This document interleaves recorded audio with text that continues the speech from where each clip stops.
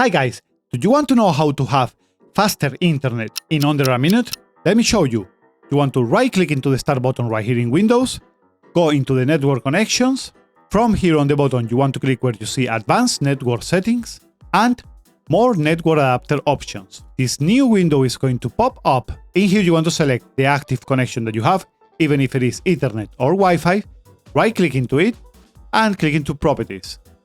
From this small window, you want to scroll until you find the Internet Protocol version 4. Click on it and click into properties. Now you want to change the obtain DNS server address automatically for use the following DNS server address.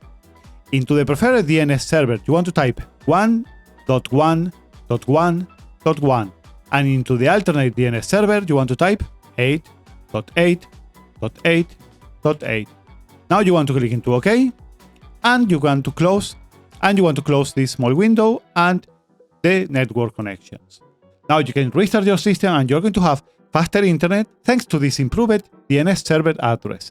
Thanks for watching, don't forget to subscribe and all these good things and drop a like. See you guys on the next time. Bye bye.